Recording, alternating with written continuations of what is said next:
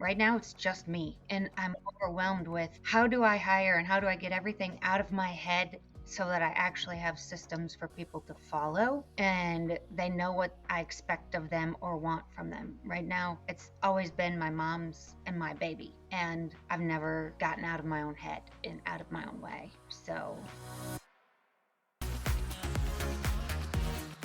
Hi, I'm Jacqueline Snyder, and this is the Product Boss Podcast. I've helped launch and grow thousands of product-based businesses, even one of my own. And over the last 20 years, I've seen behind the scenes of businesses just like yours. Whether they are makers, manufacturers, artists, or food and beverage businesses, I have spent so many hours studying it all. I've discovered what makes them successful, what mistakes they could have avoided, how did they turn their ideas into a successful business, and what are the strategies that they have used to make more sales and be discovered by more customers. And this is what this show is all about. Whether you're just starting out or you're looking to become $1 million product boss, I'm here to give you the permission to chase your dreams, no matter how big or small. All you need is the right mindset, a little courage, strategy, and support, and you too can be the next $1 million product boss. Let's do this. Hey, product bosses. All right. Well, welcome back to another awesome coaching session. I am just so glad that you're loving these. I just got done with one of our 5-day challenges to really prep a lot of you for the holiday season. And one of the biggest pieces of feedback that I got was that you all really like these episodes and that it is clarifying and you can hear yourself in them. And that, I think we were giving away some because people were winning them when they were joining us inside of Multi-Stream Machine. So it was really cool. And I'm so excited to record these new episodes for you so that you can really hear some behind the scenes coaching and then see how you can apply it to you. Now, I do open up a few spots every month now to open them up to my community. If you want to book a one-on-one call we'll drop that in the show notes just in case you're like, hey, maybe this is the month that I think you'd love to get my eyes on your business. I open up a few spots and I'd love to work with you if that's a calling for you. Okay. All right. So today I'm chatting with Holly of Shake, Rattle, and Sew. And Holly started her business back in 2006 with her mom, initially selling baby items, but now she's kind of moved into selling to adults, right? So she's selling luxury minky handmade blankets for adults and honoring her mom's legacy. Now, Holly has been doing some amazing things and is on track to reach her first 6 figures this year, which is awesome. Congrats, Holly. But like most product bosses, she's feeling overwhelmed because she wants to take her business from being her hobby to a full-time job. And she's unsure how to accomplish that or where to start. This is exactly what we're going to help her figure out today. So let's dive in. Hey friend. So this is just a secret between you and me, but how many tabs do you have open right now on your computer? If you're like me, it's literally all of them. It's so many. And when it comes to all of the tabs for your product biz, I know it's a lot more. And with all of those open tabs, you're spending more time searching to find what you need when you could be focusing on your zone of genius and what's going to actually move the needle in your business. Am I right? But with HubSpot's customer platform, you don't have to worry about all those tabs anymore.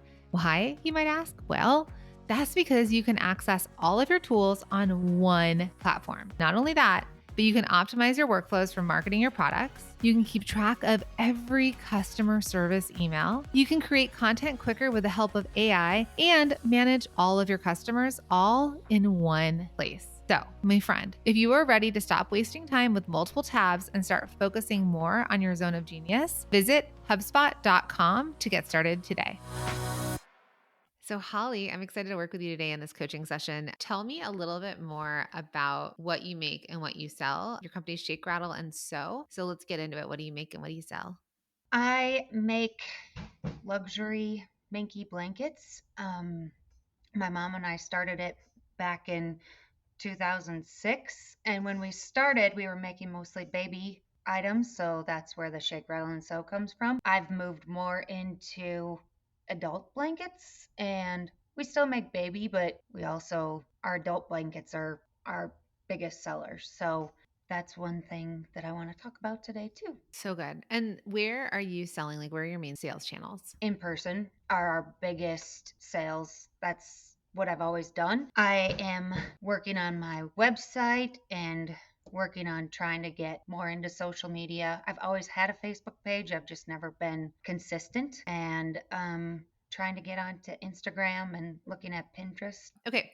So you're selling mainly in person. So tell me about the markets or what your in person looks like. Where are you going? Are they local? Are you traveling to other states? Like what's happening? I've always done local up until this year. And in the spring, I decided to go big and started going. I'm in South Dakota. So in the spring, I went to Nebraska and Minnesota to bigger markets. But I am actually going to Las Vegas in December. So that's the one that I'm most nervous about. And I literally start this weekend with in person shows and go until we have one every single weekend until Christmas, except for Thanksgiving weekend is the only weekend we don't have one. Okay. And so let's say the Vegas show that you're going to, what kind of show is that? NFR. Okay. And so are you mainly selling, direct to consumer or are you also doing some business to business? Right now it's direct to consumer. Okay. Haven't done any wholesale or anything thinking about it. Need advice. Okay. So what if I were to ask you what your dream business would look like? Say it's a year from now, we're heading into the holiday season of 2025 and you've worked this last 12 months on your business and you want to be, it's September 3rd, 2025. What would you like your business to look like? What would you like your life to look like? Where would you like to be selling? Like, let's get a little dreamy with it. So, my business, I would like to have more wholesale so that I'm not always going in person. I'd like to be able to employ some people and help other people make their dreams come true also. What would those employees be doing for you? Pinning, sewing, maybe helping me with some social media, things like that. Maybe helping at shows too, just doing in person shows for me so I don't have to do every single one of them. Right now, it's just me, and I'm overwhelmed with how do I hire and how do I get everything out of my head so that I actually have systems for people to follow and they know what I expect of them or want from them. Right now, it's always been my mom's and my baby, and I've never gotten out of my own head and out of my own way. So she passed away 2 years ago. So this is like my connection to mom now. And that's also why it's kind of like I want to grow and it's just my connection to her. So I'm sorry for that loss, but a beautiful legacy to keep carrying on. yeah, that's what I want. Like I want to be able to give back to through this is like my goal is to be able to have a nonprofit that I'm always giving back to in honor of mom. Right now I'm not to that point, but that's a very big goal of mine. I love that. And I think the first way for you to honor her, and I have goosebumps as it's like coming, but is to make some good money for yourself. It's to grow this business. It's for you to probably, I'm sure she wants you to live your life in this like fuller way versus probably being at markets every weekend and hustling blankets. Now you're making really good money because you're going to hit six figures this year in hustling For the blankets. first time ever. But it's because I went big and just threw everything in. How does that feel going big? I'm very nervous. It's very scary when you pay five figures to have a booth somewhere for 2 weeks. Yeah. It's very nerve wracking and wondering if I'm going to have enough product to last me the whole time. That's very nerve wracking, but that was always our thing. We always made everything, and that's what we love to do together. So I'm nervous and looking into manufacturing and having somebody overseas make it because that's just not in my heart, I guess. So I'd much rather pay like stay at home moms to help me sew or grandma's looking for something to do or, those types of things. But then how do you pay them if they're sewing a blanket? Like, do you pay per blanket? Do you pay per hour? Those are all really hard for me to figure out how to do. Okay. So we're going to get into the nitty gritty, the numbers. And so I can help start to like unfold some of that for you so you can kind of see your path forward. So it sounds to me, because if I open up your website right now, there's your home images. If I go to shop all, there's like animals driving tractors, baby farmer. Those are the first two images that I see. But then we get into Bessie the cow blanket, Birch, black and white mamba. There's a lot of kind of like adult blankets. So what are your best sellers? Do you know your best selling prints, sizes? Um, Lynx on truffle is my bestseller overall. Velvet Medallion is one of my very best sellers. And then in kids, It's farm animals is my best seller. I'm in South Dakota, so those have been my go-tos. As I grow, I would like to have more, but those are my definite best sellers. 5x6 and 5x8 is my, and 30x40. They're all kind of right in the same, within 10 to 15. 5x8, 5x6, and the 30x40. Is 30 by 40 kid size? Baby. Yeah, it's very little. Okay, so we've got 30 by 40 kids, and then 5 by 6 and 5 by 8 would be your other two. Mm-hmm. What is the typical size of a throw blanket? Typical, like in the store, 50x60. So about 5 foot by, it's just a little thinner than 5 foot and a little longer than 5 foot. So about 5x5. But that was everybody's complaint was always, I can't cover my toes. They're not big enough. I can't find one tall enough for me. So that's why I started making them bigger, and they're by far my best sellers. So my question first is, do you know who would be competitors in the market for blankets? So it could be just luxury blankets, throw blankets. It can be minky, it can be not minky, but do you know bigger brands that exist that would be your competitors? Not people on Etsy, not people that go to these markets with you. Oh, Lola and Minky Lola? Couture and somebody making handmade So Sweet Minky. They're mostly on Facebook and they're handmade. I'm gonna look up Lola because the other brand that I was looking at that's a huge, huge brand is they're not Minky, but it's Barefoot Dreams. Have you heard of Mm-hmm. them? Okay. So why I want to first look at this is one, I want to look at price points and I want to look at sizing. So right now you have too many sizes. Okay. We already know what people are buying. And so if I look at Lola, they have large, medium, and baby. So they have 3 sizes. Their large is, let's see how much their large is. Their large is $299 and the size is 60 by 72. And I think it's very, so 5 foot by 6 foot. A 5 by 6. Okay. So that one is basically $300. Yeah, $299. Then their medium is 50 by 60, which is $249. And then their baby is $109 and it's 30 by 36. Somewhat of your size. Yours is 30 by 40. And their price is what on that? 109. Okay.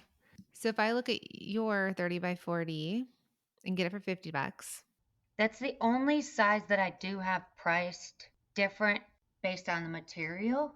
All the rest of the way I priced them was there's like 8 different fabric mixes and matches that I can do.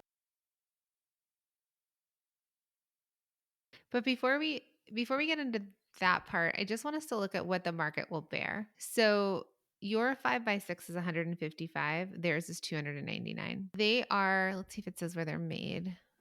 China.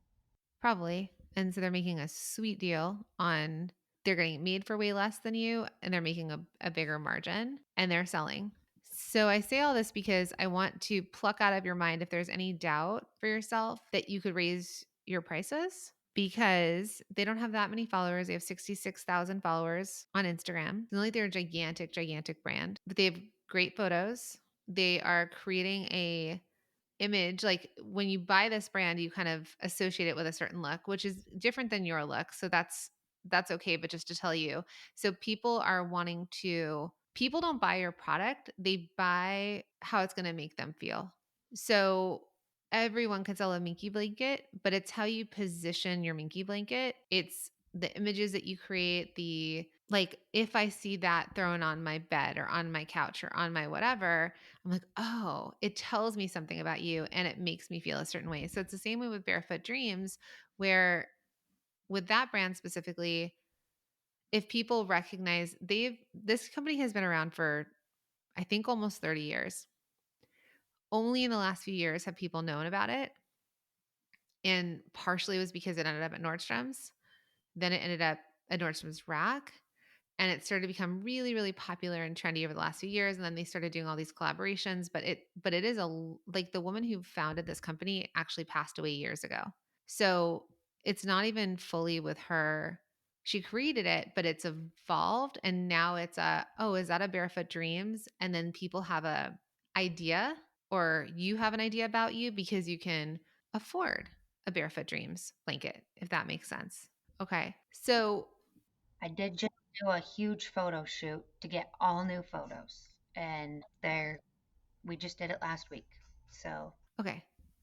Awesome. So, when you're thinking, can I ever charge what Lola charges or Barefoot Dreams, their blankets are close to 200, 250. It depends on like the size, 180, 250.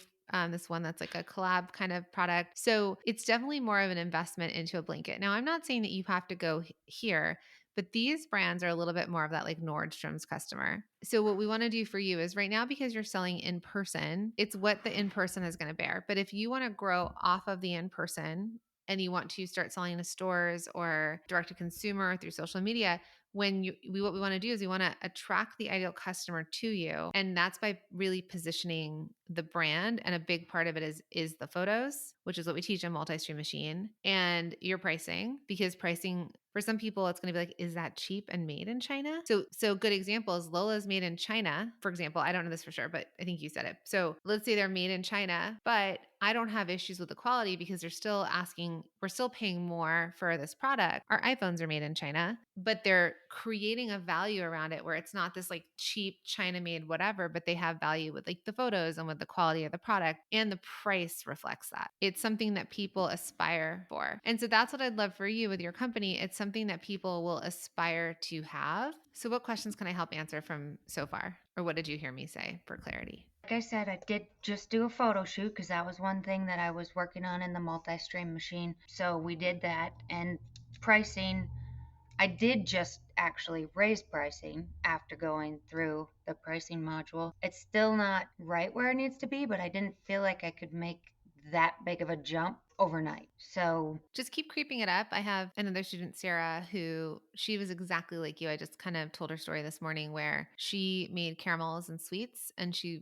jumped into MSM. She went into the pricing module and she's like, oh my gosh, she was really scared to see the real numbers that she should be pricing at, and then afraid to go to market with it because she had a lot riding on this like 4-day market, very similar to your story. And so she raised it a little, kind of like what you did. And in the first day, she sold out. So that night, as she's like up in the middle of the night making more, she's like, fine, I'm just going to raise the price again, because if I'm going to, sell out and have to be up all night, let's make it worth it. So she did it again. She sold out again. She raised her price to the right price. And over 4 days, she made $15,000 on caramels and sweets. So you're in North Dakota. It's a totally different market, but there is money, right? These ranchers have it, like if it really attracts them, if they're familiar with it. And what you might end up seeing is there might be this difference between when you're selling local and who the customers are versus if you were to find trade shows in places where it made sense, or it's like higher end, or the customers. So like I'll just throw, it's like the unique markets or Renegade Craft Show. Those ones, people are coming to because they're looking to spend money on special products.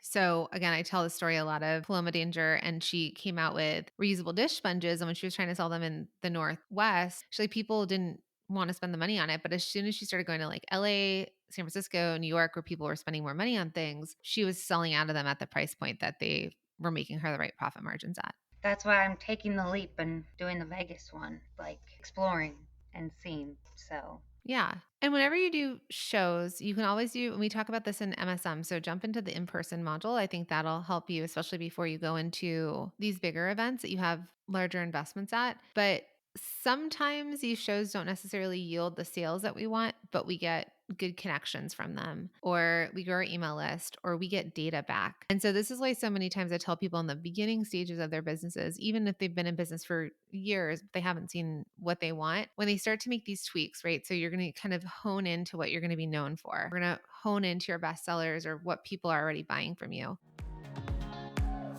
Do you see what I'm kind of working through and doing here with Holly? I always say it comes back to numbers, but that's especially true when we discuss the pricing and narrowing down of your products. In Holly's case, she makes many different options of very luxurious handmade blankets. So we're really focusing on honing in on what exactly her best sellers are and ensuring that she's actually priced correctly. One of the easiest ways to do this is through looking at your competitors, because when you look at your competitors, they're proof of what the market can bear. There's so many people making and selling things, and it is never going to be go look at what other people are doing on Etsy. I want you to look at bigger companies, right? Competition that is perhaps more established, that has more infrastructure, more that it's not like all of us where we're, smaller businesses. And so that's what I want you to look at, because they are proof that it can be done. And if you aren't charging similarly to your competition, then like I told Holly, you're not positioning your products correctly, because anyone can sell the kind of product that you sell, but customers aren't actually buying your product. I know you're like, wait, I'm selling them this blanket. They're buying my product. No, they're buying how your product makes them feel. That's why it's so important to understand what your competition is doing. And if they are showing you proof of a different price point, then don't be afraid to raise your prices. Don't be afraid to meet that match. Remember, a lot of us are going to think, what's wrong with this product if we see such a low price? Now let's dig in a little deeper into merchandising to see what we can work on in there. We're going to get better with the pricing, and you're going to go to these markets. You're really testing and trying. And I want you to listen to the feedback that you're getting, because what you hear people say or what they ask you are either going to be holes in what you're sharing. So, what size is this? Will this fit an adult? Will this fit a baby? How do you wash it? Like, there's going to be things that you're going to hear repeatedly. And when you do, I want you to write notes to yourself on what that is, so that way you figure out, do I add it into my pitch? Is it on signage? Is it on a hang tag? Is it on my website? Like, what do people keep asking for that I can replicate in a way that like their questions get I think answered? it's partially just because of where I am too, but the biggest question I always get at in-person markets is what size bed does this fit? They're not bed blanks, but they think because of the pricing that they should fit a bed. So, exactly what you just said. It could be, I mean, you've already made $75,000 this year. So, and we're not in the cold weather months. So, you're doing something right. And you're doing 75,000 things right. Okay? So, confidence-wise, I want you to look at this as not like it's how can I keep testing, trying, tweaking, changing levers to make this grow easier, but you're growing. So when one of your things is like to have that faith in yourself, I want you to have faith in yourself, because I'll bet you so many people that are listening to this episode, they're going to think, oh my God, I wish I had a $75,000 side hustle, right? So the places I want to kind of steer you towards right now, and this is going to be some of your work. So in the next 30 days, okay, so we're going to kind of think about what are we going to do first, second, and third. I know you've done your photo shoot already, and I'm not sure what you shot because you did it prior to this call, which is totally fine. But I want you to think about your blankets. And I don't think that you should do any more of the kid blankets, the rainbows, the farm, the state schools, like team blankets, especially because that stuff can end up being like copyright stuff. So, what I think what your aesthetic is, it's got that sort of like Wyoming, the Dakotas, like it's not farmhouse per se, but it is farmhouse, but it's got that sort of like wild farmhouse to it. Or this is a farmhouse with actual animals that live here, right? Not just like farmhouse look in LA, but like we live like, we might have skins, we cut our own wood, like we live off the land, or we love the idea of it, right? Because it seems like your textures that do really well, like the links and things like that, look like animal skins, but they're not. So also, and you've stated this in the way of what you have always done, but we're gonna start to do something different, is even though you can do lots of different backs to them, I can do the cappuccino farm with a brown back or a black back, or I could do it like this, or I could do it like that. It's easier for you to sell one version of each print. So if you're going to do, and you might already be doing this, but I'm just going to say it. So if you're doing the black and white mamba, the black and white mamba look is on the fabric is on one side, and let's say the black crush is on the other side, and that's the only version it comes in. You do the brown and white cow hide, if it's just brown on one side or just white, like you pick your color and that's it. And so they only ever have to pick between the prints, and that print comes with this on the back side. Does that make sense? Yeah, because I did just this year, well, in the last 30 days since multi-stream machine, I said that I was going to narrow it down to two colors per fabric, per front, per so some blankets we do in five different colors on the back. And I said, no, we're going to do two max. But I can do one. It would absolutely help on ordering fabric and getting quantity. I think yes, because what happens is customers get confused and they're like, I don't know. Do I want the this with this back or this with this back? It's like it's too many. It's kind of like if you went to buy a car and you were custom making that car and you got to choose what interior you want. Do you want fabric? Do you want leather? Do you want suede? What color do you want? What color do you want the steering wheel to be? Like, what color do you want the dash to be? It's almost too many questions. The customer just wants to be like, okay, I want the green one. Oh, it comes with a tan interior. Great. Or like they're like, oh, there's two black ones. One has a tan interior, one has a black interior. I get to choose. Obviously, cars are much bigger investment and there's lots more variables, but it's when you give someone too many options, they actually can't decide. So they're going to leave. And so the beautiful thing about you doing things in person is when you have inventory and you have your two-tone gray and white and you brought five of them, you sell your two-tone gray and white and you're out of there. There's no custom, there's no owing people, there's no like, well, I don't know which back. I'm sure you see that in person where people are like just trying to figure out which color combo they want. Do you see that happening? Sometimes it's the texture, sometimes it's the color, but that's usually the two biggest things. Okay. I think for you to even find one particular texture, it looks like you've got ones that are like, they look like they're stripes. There's ones that are chevron, like looks like chevron-ish tiley kind of shapes. There's like the crinkle look. There's so many different versions. And the same thing I know, like when you're buying these Minkies, it would be better if like all of your black was just one version of black. And so for this season, you did this basic version of black on the backside of like cow and on the backside of lynx, and let the print or pattern side be the texture choice. And probably I would keep the other side simpler. And I would look to a bigger brand that's doing really, really well in the market. So your job, and I know you've got your photos, and some photos will be used and some won't, but your job will be narrowing this down because we're going into your big season, merchandising your collection. So what you're going to be known for. The thing I hear a lot, and it's probably why I keep doing this, is yours are so different than anything we've ever seen. There's so many more options. So it's probably why I keep having more options. And not very many people have two different colors. It's usually just the double sided, same style. Yeah. Well, that's the hard part, right? When you start to change, because you're doing in persons, when you start to change what you do for the different markets, instead of being a brand that knows where you stand in the market, and then obviously you can merchandise what you bring depending on who the customer is, but they would kind of always identify as, oh, that's a shake, rattle, and sew blanket. So that's one bit of work for you to think through. And so that's what I'd like for you to do as you're kind of gearing up towards this holiday season, thinking about the photos you have, really reducing the versions or variations you have of things, and thinking, each print, what's the backside? And if that print is a popular print and it's, I don't know, let's say you want to do two cowhides or two of the links, like you've got a blue lynx and you've got a pink lynx and you have a black lynx, right? They're different enough colors that you can still have a couple colorways to it. So you're like, oh, this is the pink cowhide for like the girl who loves pink, right? Or we have the neutral for the person who wants like the neutral. You're at least thinking they're not going to compete because they're actually calling in different customers. Right. And so I want you to do a little bit of research between like looking at Barefoot Dreams and how, and you can see like this has different prints to it. So even though they have all these different colors, they're actually all different. And that looks like it's a listing for a reason. But if they're going to show you this checkered one, this is the colorway it's in. But this one, you could see that they're different enough. So it's like you're either going full blue or this moonbeam. So it's like more gender neutral. I think that only some of your blankets, if you're going to do kids, should come in kid size if you're going to do it. Or you can drop it and just make it be adult blankets. It seems like your competition or bigger companies do have the small, but does it have to be every style?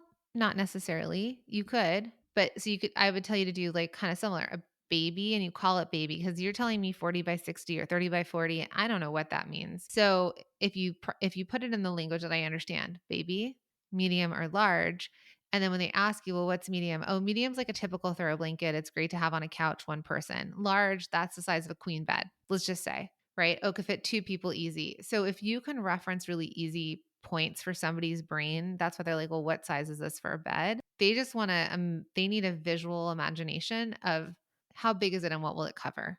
So I want you to simplify your offering, because as soon as you simplify your offering, it actually gets easier for someone to buy from you. And then going back to your original question of how do I grow this? How do I get people to make it? You've got less versions and variations. So it's easier for you to go into production. It's easier for you to forecast when you know what you're selling, the sizes. There are no additional variations. It's like, this is my fall collection. This is my winter collection. And this is what I have to offer. Your 30-day goal from this portion of it is to look at the competition, decide on your final sizing. I would rename the names of them to easy to understand reference points, and then looking at your pricing. If those were the ones you were going to go into, and if you were to kind of reduce your colorway variations, you actually can get better deals, or you can buy more fabric, and then the more you're able to buy in because you're using such large quantities, potentially you can lower your per yard amount eventually if you can buy more bolts of it and things like that.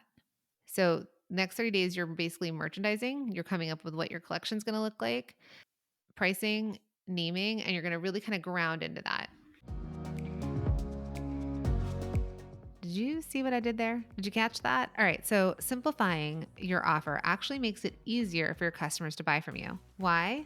Because less options means less decision fatigue, and it makes it an easy yes for potential customers. In Holly's case, she offers a ton of variations and prints, but she also offers several different sizes of each blanket as well. There's a lot of decision making here for the customer to do, especially if all they know is in the beginning that they just want a nice, beautiful, warm blanket. That is the exact reason why in the next 30 days, I'm telling Holly to work on merchandising so that she can determine final sizing, pricing, and naming, and that she'll feel more confident, right? I want her to feel more confident in that offer so that she can really lean into selling this collection at our upcoming in-person markets. Blankets in the fall and winter, we know it is the season, so we absolutely want to crush it. Remember, friend, simplicity sells and scales. So let's talk about Holly's website now and see how we can improve the online experience for her customers. Hey friend, it is podcast recommendation time again. I know we're obsessed with podcasts here. I know you are too, because you're listening to this podcast. So this month, I am absolutely loving, and I'm all about the Talking Too Loud podcast. And it's hosted by Chris Savage and brought to you by the HubSpot Podcast Network, which is the audio destination for product business professionals. Chris, which is Wistia's CEO, takes you inside the minds of entrepreneurs as they share the hilarious, informative, and most challenging aspects of building more human brands. It's hilarious and informative and also challenging. I know, that's entrepreneurship wrapped up into a few words. Now, one of my favorite most recent episodes is where Chris chats with Joanna. And now Joanna is the owner of Copy Hackers, who discusses the art of creating copy that converts and drive results, which is exactly what we all need. This is a really cool episode. I think it's so informative for those of you that are in the product world, and something I know so many of you want to learn more about. This episode has some amazing takeaways and nuggets that will help you improve your copy, so be sure to tune in. Listen to Talking Too Loud wherever you get your podcasts. Now, back to the show. Hey, Product Boss. Okay, so you know that I am on a mission to empower women all over the world to build product-based businesses that give them the security and freedom to build their dream business, which will also lead to the life of their dreams. So I know that I can help you do this by teaching you how to nail the core 4 foundational pillars of a standout business. And it's going to turn your business into something that feels like it's kind of struggling along or limping along to standing out in a crowded market and getting more customers. So I am so excited to invite you to join my free masterclass, your 4-step playbook to stand out in a crowded market and get more customers so that you can grow your business no matter where you sell. In just 90 minutes, I'm going to teach you the core 4 foundational pieces your business might be missing, how to stop wasting time and money on things that don't work, and what to focus on instead. I mean, these are proven ways to build an audience that buys from you and that tells their friends about you. So what I want to do is I want to unlock what can be blocking you from growing a profitable business and how you can turn it around pretty instantly. All you have to do is come join me inside of this totally free masterclass. Head to theproductboss.com/standout to get access. Again, that's theproductboss.com/standout. Now back to the show. Then once you do that, I want you to update your website, which we do talk about inside of Multi-Stream Machine, but same idea. I want you to look to competition and say, how do they position? Like, how does a customer use it? So if we just go back to Lola, for example, shop all, and it gives me either blankets, fall, weighted blankets, or bundles. Then they've done some collabs. So you can shop by collabs. And then this other thing, pretty simple. And then they go into like a why Lola. Now, if we look at Barefoot Dreams, that one's a little more confusing, but like if it was just home, right? They've got new arrivals, shop all, and then they have by blankets and throws, bedding, pillows, that kind of thing. So you might just want to look to the way that websites that are selling your product that are more established companies. We don't want to look at other small businesses that are also still figuring it out. It's like blind leading the blind on that one. So I want you to look at places that are more established and you can be like, oh, what's the customer experience? So I can see what they're trying to sell. I can see what's on their homepage. I can see their call to action buttons. I can see like where they're trying to send me. And then I would probably have like what you want them to buy. I'd have it kind of lined up on the page. People want you to tell them what to buy. So always make sure your homepage is updated to what they should be buying. So that would be like the second part of your steps is updating your website by all this research that you're doing, looking at other sites and going into the MSM module about websites and like how to get your website to sell for you. And just those few tweaks plus like the photos, which you've done, and the pricing, I think can start to really shift how you show up online and how the brand starts to show up. Any questions around that? I don't think so. I just have a lot of work to do. No, I mean, it's just these are right now, like I told you, like you've got your questions, but we're going to peel it back. I want to know if you're starting to pick up on a common theme here. When you're trying to figure out your next steps, including how to increase the conversion on your website, you need to research and see what's working for others. While Holly's product sells really well at in-person markets because, think about it, customers there can actually touch her blankets and interact with her product and with her. Sometimes this doesn't translate to online sales, which is why she needs to improve the customer experience on her website. For Holly, that means telling her customers what to buy on her homepage, updating her photos, and, like we've already discussed here, increasing her pricing. These are the key components that will allow Holly to really start shifting how she shows up online. And don't forget that your customers want you to tell them what to buy. So the easier you can make their decision, the more sales you'll see. So let's get into the stuff that you asked about, which we can dig into. So I want to start with in person because that's the thing that's coming up the fastest for you, right? Oh, yeah. Yep. I just don't really, I think it's because I have too many options and I have so much stuff in my booth, people get overwhelmed. So I don't know how to get people in and get them to feel the blanket because once they feel it, they almost always buy it. It's the softest thing ever. And then when they find out they can wash them and dry them and everything, they buy them more. But I don't know how to get people in all the time or how to get emails even if I do a giveaway. I don't hardly get anybody to sign up for a giveaway or get them to stop in general. So trying to get their emails and just trying to get them in, I'm not quite sure what I need to do different. Okay, so let's talk about just getting people in. So anytime you're ever looking for how should I display it, I would Google it. I'd go on Instagram. I'd go on Pinterest. I just Googled blankets merchandising. And so, for example, they've got this image that's showing up from something where it's like the blankets are draped. This is folded back so you can see the print and the other side, and they're kind of out and exposed where somebody feels like they could go up and touch it. So here's the deal. We know this about blankets. People are always going to want to unroll them, right? And so you want to have ones that are, let's say, rolled or packaged the way that you want them to just pick it up and take it. So it might be in a square with the bands wrapped around them. It might be rolled in like how you would do a sleeping bag, right? Like there's lots. Yeah. So, and you can see how this one is where it's like turned back a little bit. So you can see. Yeah, that's how I've been doing it, is rolling them. Perfect. So then there's a couple that are out. So you're probably going to want to figure out a way that you have them out for people to just like pull them off the shelf and open them up and look at them. or you're just constantly going to be folding them back together. I don't love, like, see this image right here. It looks like it's on like a towel holder and they're all kind of hanging next to each other. It's sometimes how like somebody would display rugs. I think that cheapens the brand. It's not as interesting versus like you can get a ladder that you can hang them on and they can pull them off at. Except for a lot of times at like a vendor fair, there's no wall behind you. That's the hard part. Right. So that's where you would have to figure out how to find these props for yourself. Yeah. There's coat racks, there's like pegs, it is very much a big part of you figuring out merchandising that will be part of it. You could take, maybe not in Vegas, but maybe in Vegas, because I've done this in Vegas. Like, you can get a chair that you always bring with you and you drape the chair with one of the blankets. So it looks like this comfy chair. Like, you could make it look like you can literally merchandise around it and put like a mini Christmas tree and make it look like. Yeah.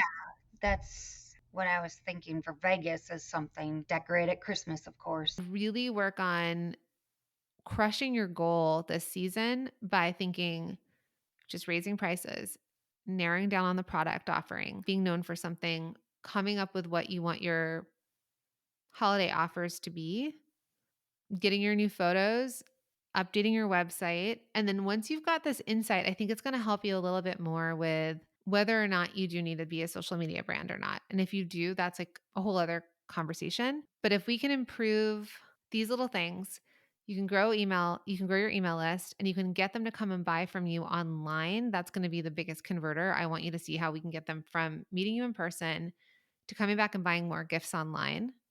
You might say, "Hey, add in your email address. I've got a new collection coming out. I'd love to send it to you." Right? I've got my gift guide coming out. Jump on the email list so I can get that to you. We don't spam. We just like, I'll let you know when there's new colors. I've got this like great gift guide, right? And then knowing what your colors are, you could then present it out and be like, gifts for her, gifts for him, gifts for them, gifts for the family. You can always like pull your stuff out and just tell people what to buy. But that's what I would make your focus on for the rest of this year. So right now it's just kind of like you're regrounding in, you're making some, like you said, some big moves that you're seeing pay off.